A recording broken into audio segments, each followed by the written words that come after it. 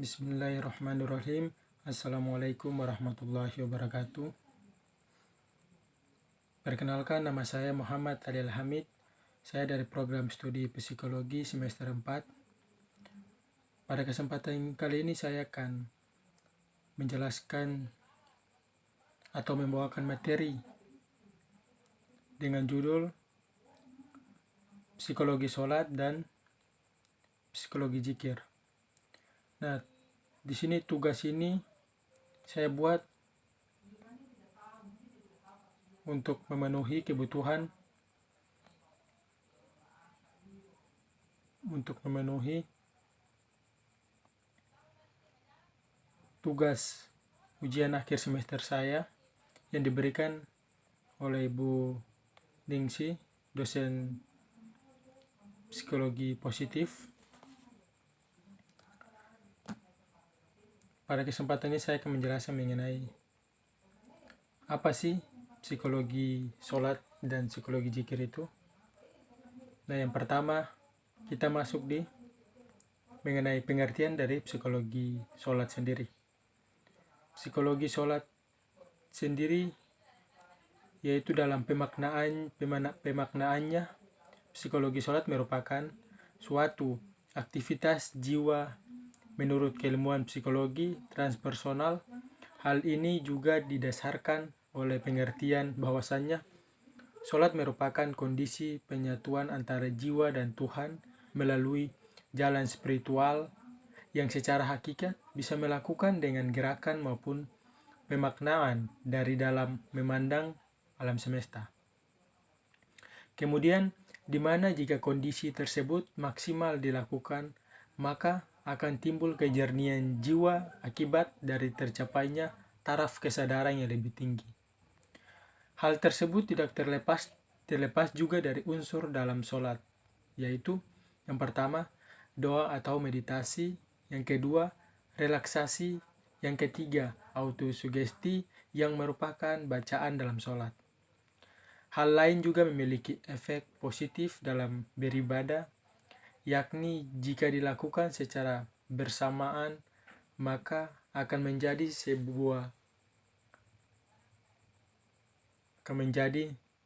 sebuah grup terapi. Dan terakhir, kemudian hidroterapi yang dilakukan ketika berwudu atau mandi junub, yang pada saat dilakukannya 5 aspek tersebut, jiwa kita difokuskan pada satu objek dalam beberapa saat. Dan ketika hal tersebut telah terjadi, maka dipikirkan kita terlepas dari keadaan real dan seluruh panca indera secara mutlak memasuki kesadaran transpersonal. Kemudian dalam mempertahankan kesehatan mental di era saat ini bukanlah suatu hal yang mudah untuk dilakukan. Semua orang ingin menikmati ketenangan hidup dan akan berusaha mencarinya. Namun, pada kenyataannya tidak semua orang dapat mencapai apa yang diinginkan. Bermacam-macam sebab dan rintangan sering muncul, sehingga banyak orang mengalami kegelisahan, kecemasan, ketidakpuasan, bahkan tidak sedikit yang mengalami stres dan depresi. Keadaan yang tidak menyenangkan itu tidak menimpa golongan tertentu saja, tetapi bisa menimpa siapa saja. Orang kaya atau miskin, pejabat, rakyat jelata, berpangkat atau tidak, bahkan seorang pesuruh pun pasti akan menemui kesukaran dalam hidupnya, sehingga ketenangan hidup yang diharapkan tidak bisa dicapai. Namun sesungguhnya ketenangan hidup, ketentraman jiwa atau kebahagiaan batin itu tidak tergantung kepada faktor-faktor luar seperti status sosial, ekonomi, politik, adat kebiasaan, dan sebagainya. Akan tetapi lebih tergantung pada cara dan sikap kita dalam menghadapi faktor tersebut. Cara dan sikap dalam menghadapi ditentukan oleh kesehatan mental. Jadi, yang menentukan ketenangan dan kebahagiaan hidup adalah kesehatan mental. Kesehatan mental lah yang menentukan apakah orang yang mempunyai kegairahan untuk hidup atau tidak. Orang yang sehat mentalnya tidak akan lekas merasa putus asa, pesimis, atau apatis, karena ia dapat menghadapi semua rintangan atau kegagalan hidupnya dengan tenang. Apabila kegagalan itu dihadapi dengan tenang, maka akan dapat dianalisa, dicari sebab-sebab yang menimbulkannya, atau ditemukan faktor-faktor yang tidak pada tempatnya. Kemudian dengan demikian akan dapat dijadikan pelajaran, sehingga jika muncul hal-hal yang membawa kegagalan pada waktu yang lain akan bisa diatasi. Untuk mengetahui apakah seorang sehat atau terganggu mentalnya tidaklah mudah. Biasanya yang dijadikan bahkan penyelidikan atau tanda-tanda dari kesehatan mental adalah tindakan, tingkah laku, atau perasaan. Karenanya, seseorang dikatakan terganggu kesehatan mentalnya bila terjadi kegoncangan emosi, kelainan tingkah laku, atau tindakannya. Dari hasil penelitian yang dilakukan terhadap pasien-pasien yang bermasalah kesehatan mental, dapat disimpulkan bahwa kesehatan mental yang terganggu dapat mempengaruhi keseluruhan hidup seseorang. Pengaruh itu dibagi dalam 4 kelompok, yaitu perasaan, pikiran atau kecerdasan, kelakuan, dan kesehatan badan. Hal ini semua merupakan bagian dari gangguan jiwa. Di antara gangguan jiwa yang disebabkan oleh kesehatan mental ialah rasa cemas, iri hati, sedih, merasa rendah diri, inferior, pemarah, ragu, dan disebut lantas bagaimana cara menjaga kesehatan mental kita. Bagaimana cara menjaga kesehatan mental kita. Dari kajian-kajian ilmiah mengenai kesehatan mental dewasa ini telah berkembang begitu pesat, terutama aliran psikologi transpersonal yang membahas secara transparan tentang rahasia kecerdasan emosional dan kecerdasan spiritual. Dalam perkembangan selanjutnya, kecerdasan emosional dan spiritual inilah yang memiliki andil besar dalam membentuk sehat atau tidaknya mental seseorang. Di dalam kajian psikologi modern, psikologi transpersonal merupakan kekuatan keempat dalam aliran psikologi setelah psikoanalisa, behaviorisme, dan psikologi humanistik. Psikologi transpersonal merupakan bentuk perkembangan ilmu psikologi yang tidak tersentuh oleh analisa para psikolog terdahulu. Padahal kajian ini secara langsung membicarakan wilayah pusat. Bukan hanya gejala empirisnya saja. Sekarang kita menyoroti kasus sholat. Sholat merupakan suatu aktivitas jiwa yang termasuk dalam kajian ilmu psikologi transpersonal, karena sholat adalah proses perjalanan spiritual yang penuh makna yang dilakukan seorang manusia untuk menemui Tuhan semesta alam.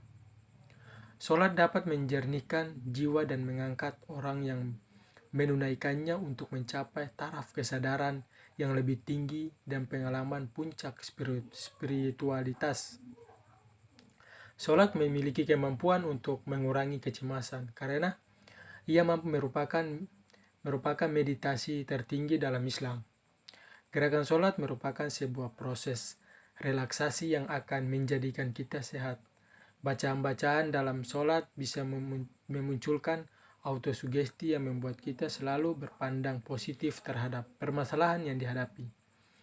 Ketika sholat rohani bergerak menuju Zat yang Maha Mutlak, sholat adalah salah satu cara mengembalikan kesadaran ini dengan perjalanan miraj, yaitu menuju kepada ketinggian ilahi yang luas hingga kesadaran rohani kembali pada kedudukannya sebagai duta ilahi Khalifatullah yang membawa pesan-pesan ilahinya. Posisi rohani menjadi tidak terikat dengan irama tubuhnya. Yang menjadi pengendali adalah jiwa yang berserah kepada Allah, jiwa yang tercerah dan jiwa yang tidak terjangkau oleh pikiran negatif maupun perasaan yang gelisah, karena jiwa berada di atas berada di atas wilayah itu semua. Allah menggambarkan setan pun tidak mampu menjangkau keadaan jiwa yang berserah diri kepada Allah. Sesungguhnya setan itu tidak ada kekuasaannya atas orang-orang yang beriman dan bertawakal kepada Tuhannya. Sesungguhnya kekuasaan setan hanyalah atas orang-orang yang mengambilnya jadi pemimpin dan atas orang-orang yang mempersekutukannya dengan Allah. An-Nahl 16-99. Nah, kemudian dalam ayat lain, sesungguhnya orang-orang yang bertakwa apabila mereka ditimpa was-was dari setan, mereka mengingat Allah. Maka kesalahannya,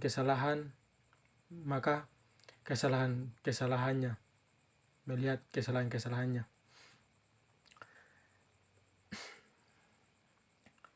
Demikian pula pengakuan setan kepada Allah yang tercantum dalam surat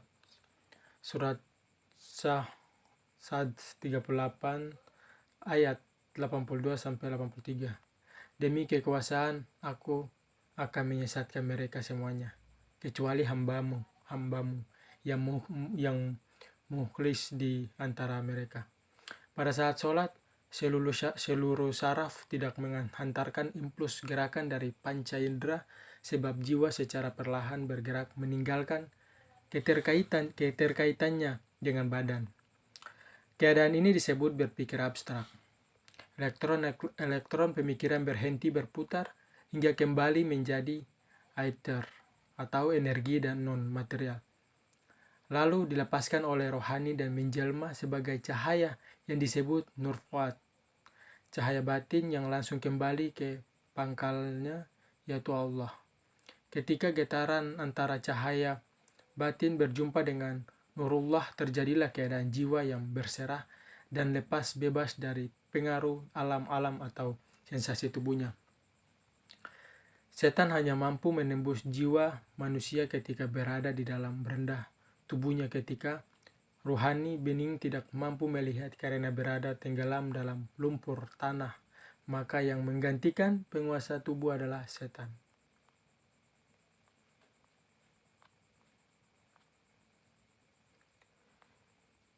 Kemudian psikologi dalam kajian Islam, kalau kita kembali ke sejarah masa lalu, ada 3 corak, yang dimana pendekatan dalam memahami jiwa manusia.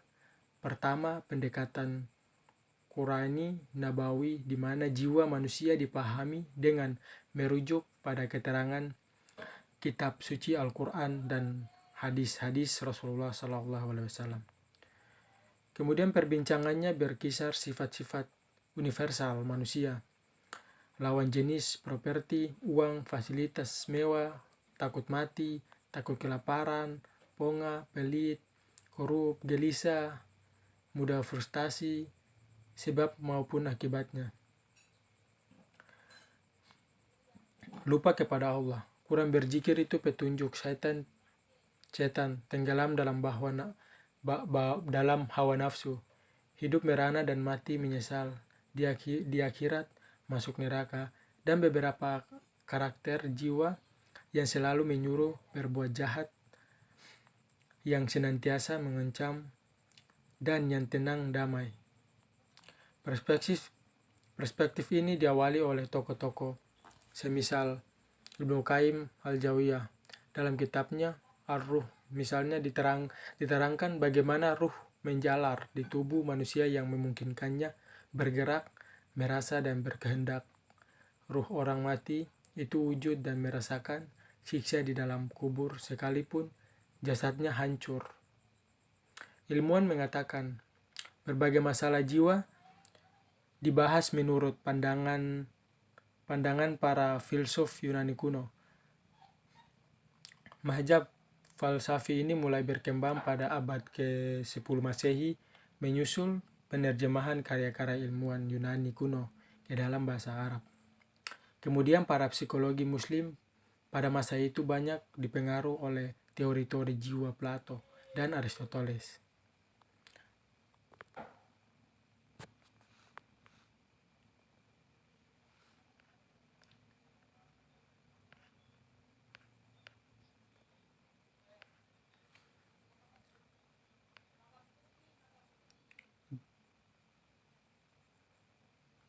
Jadi, ketenangan jiwa atau kesehatan mental adalah kesehatan jiwa yang kesehatan jiwa atau kesehatan mental. Kemudian, selanjutnya, adapun aspek yang selain sarana dalam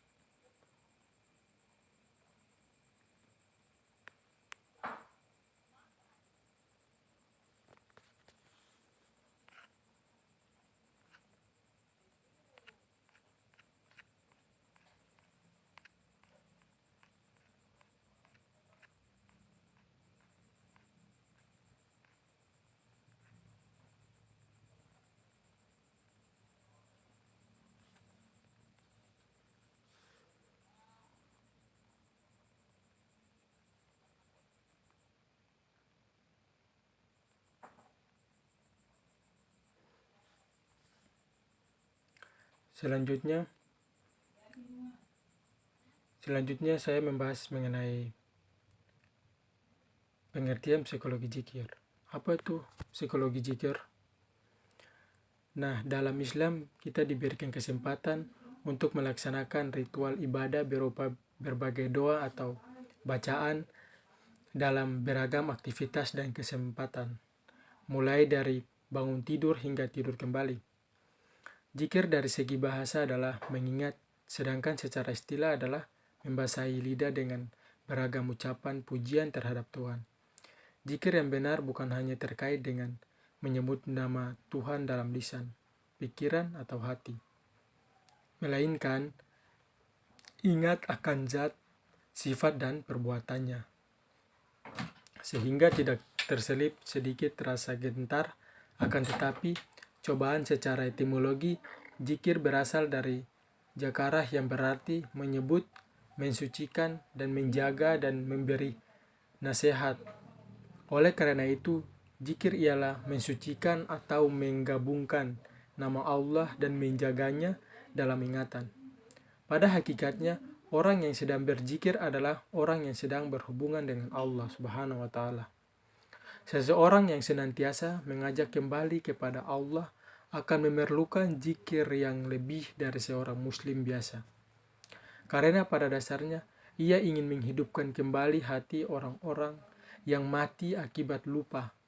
Akan tetapi jika ia tidak menghidupkan hatinya terlebih dahulu, keinginannya untuk menghidupkan hati orang lain itu tidak akan mampu dilakukan. Nawawi mendefinisikan zikir sebagai berucap secara lisan dengan menyebut nama Tuhan secara berulang dengan diiringi hadirnya pemikiran tentang Tuhan dalam hatinya. Dalam membumikan ibadah dalam keseharian, zikir dapat dijadikan pemicu kualitas baru dalam segala aktivitas dengan mengarahkan niat hanya kepada Gusti Sang Hyang Widi melalui aktivitas zikir supaya ego dalam diri akan berfungsi sebagai alat kontrol bagi perilaku secara baik. Kemudian dengan keseriusan dalam berzikir, insan akan sejahtera jiwanya, sehingga sejahtera pula tingkah laku individu dan sosialnya.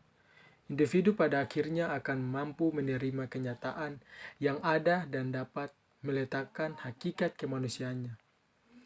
Zikir juga dapat dijadikan alat penyimbang bagi jiwa dan rohani manusia. Di dalam ibadah, zikir terdapat unsur spiritual pikiran yang dipusatkan pada Sang Maha Pencipta, menimbulkan perasaan berserah diri yang pada akhirnya muncul suatu harapan, ketenangan, sehingga membentuk kondisi tubuh yang homeostasis sehingga kekebalan tubuh meningkat. Kondisi ini tidak terlepas dari sistem kerja yang mengatur irama kehidupan manusia, yaitu hormon. Mental adalah hubungan dengan pikiran, akal, dan ingatan. Misalnya, mudah lupa, malas berpikir, tidak mampu berkonsentrasi, tidak mampu mengambil keputusan dengan baik, picik dan tidak memiliki kemampuan membedakan halal dan haram, yang bermanfaat dan mudharat, serta yang baik dan yang sifat-sifat diantaranya. Mempunyai kemampuan bertindak secara efisien, memiliki tujuan hidup yang jelas, konsep diri yang sehat, ada koordinasi antara segenap potensi dengan usaha-usahanya, memiliki regulasi diri dari integritas kepribadian, dan batinnya selalu tenang. Mental yang sehat akan merasakan ketenangan dan kebahagiaan di hatinya. Akan tetapi, mental yang tidak sehat akan merasakan ketidaktenangan dalam hatinya. Jiwa yang tenang adalah jiwa yang senantiasa mengajak kembali kepada fitrah ilahi Tuhannya. Indikasi hadirnya jiwa yang tenang pada dirinya, seorang terlihat dari perilakunya, sikap dan gerak-geriknya yang tenang, tidak tergesa-gesa, penuh pertimbangan dan perhitungan yang matang, tepat, dan benar. Ia tidak terburu-buru untuk bersikap a priori dan berprasangka ke negatif. Akan tetapi di tengah-tengah sikap itu, secara diam-diam ia menelusuri hikmah yang terkandung dari setiap peristiwa, kejadian, dan eksistensi yang terjadi. Jadi ketenangan jiwa atau kesehatan mental adalah kesehatan jiwa, kesejahteraan jiwa, atau kesehatan mental. Karena orang yang jiwanya tenang, tentram, berarti orang tersebut mengalami keseimbangan di dalam fungsi-fungsi jiwanya, atau orang yang tidak mengalami gangguan kejiwaan sedikit pun, sehingga dapat berpikir positif, bijak dalam menyikapi masalah, mampu menyesuaikan diri dengan situasi yang dihadapi, serta mampu merasakan kebahagiaan hidup. Hal tersebut sesuai dengan pandangan Zakia Derajat bahwa kesehatan mental adalah terwujudnya keharmonisan yang sungguh-sungguh antara faktor jiwa serta mempunyai kesanggupan untuk menghadapi problem-problem yang biasa terjadi dan merasakan secara positif secara kebahagiaan dan kemampuan diri. Kemudian kata prior diartikan sebagai kegiatan yang menggunakan kata-kata baik secara terbuka bersama-sama atau secara pribadi untuk mengajukan tuntutan-tuntutan kepada Tuhan. Ibnu Arabi memandang zikir sebagai bentuk komunikasi dengan Tuhan sebagai satu upaya untuk membersihkan dan menghilangkan nilai-nilai kemusyrikan dalam diri. Sebagian filsuf juga mengatakan bahwa zikir merupakan buah dari pengalaman spiritual ilmiah dan menjadi satu kajian yang berkaitan dengan otentisitas wahyu dan Tuhan. Doa merupakan pemujaan universal bagi tanpa suara maupun bersuara, yang dilakukan baik untuk kepentingan pribadi maupun kepentingan umum, baik secara spontan maupun dilakukan secara rutin. Zikir adalah permohonan dan pujian kepada Allah yang disertai kerendahan hati untuk mendapatkan suatu kebaikan dan kemaslahatan yang berada di sisinya. Sedangkan sikap khusyuk dan tadarruh dalam menghadapkan diri kepadanya merupakan hakikat pernyataan seorang hamba yang sedang mengharapkan tercapainya suatu yang dimohonkan. Dengan tadarruh dapat menambah kemantapan jiwa sehingga zikir kepada Allah akan senantiasa dipanjatkan baik dalam keadaan senang maupun dalam keadaan susah, dalam penderitaan maupun dalam kebahagiaan, dalam kesulitan maupun dalam kelapangan. Selain sebagai sarana ibadah kepada Allah Subhanahu wa taala, zikir juga ternyata memiliki manfaat secara psikologis. Aspek-aspek tersebut yaitu yang pertama, aspek menghilangkan segala kerisauan dan kegelisahan serta mendatangkan kegembiraan dan kesenangan. Yang kedua, aspek mendatangkan wibawa dan ketenangan bagi pelakunya. Dan yang ketiga, aspek pengilhamkan kebenaran dan sikap istiqomah dalam setiap urusan. Yang keempat, aspek mendatangkan sesuatu yang paling mulia dan paling agung, yang dengan itu kalbu manusia menjadi hidup seperti hidupnya tanaman karena hujan. Yang kelima yaitu aspek zikir juga menjadi penyebab turunnya sakinah atau ketenangan.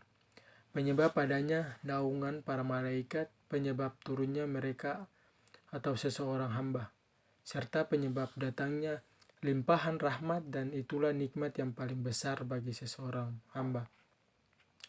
Selanjutnya ada aspek menghalangi lisan seseorang hamba melakukan ghibah, berkata dusta, dan melakukan perbuatan buruk lainnya.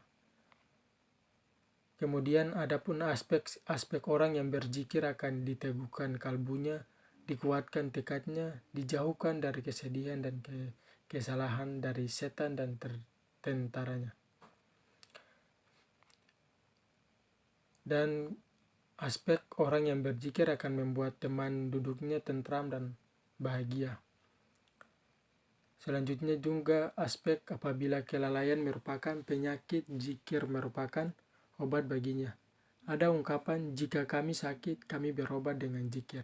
Namun kadangkala kami lalai hingga ia pun kambuh lagi. Aspek memudahkan pelaksana amal saleh, mempermudah urusan yang pelik, membuka pintu yang terkunci, serta mengingatkan kesulitan. Kemudian aspek memberi rasa aman kepada mereka yang takut sekaligus menjauhkan bencana.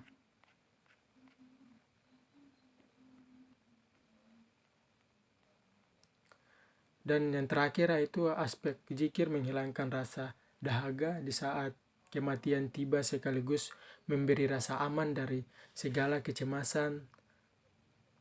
Pengaruh yang ditimbulkan dari berzikir secara konstan akan mampu mengontrol perilaku seseorang dalam kehidupan sehari-hari. Seseorang yang melupakan zikir atau lupa kepada Allah, kadang-kadang tanpa sadar dapat saja berbuat maksiat, namun manakala ingat kepada Tuhan kemudian mengucapkan zikir hamba, Tuhan akan segera muncul kembali.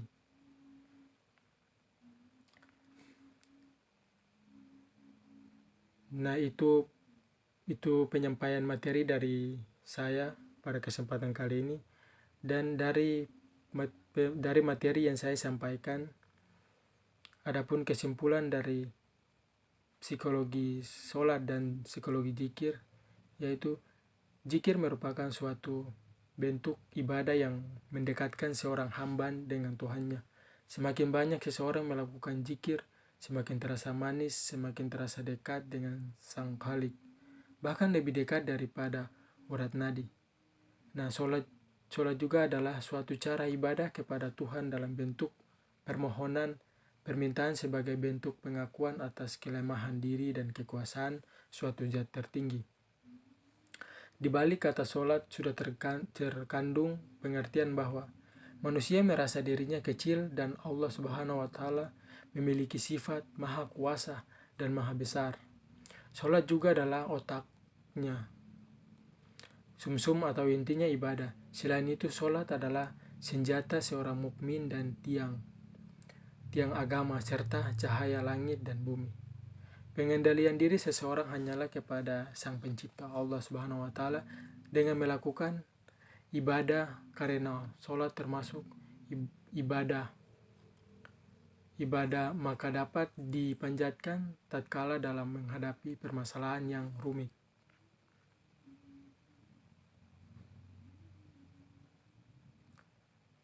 Sekian dari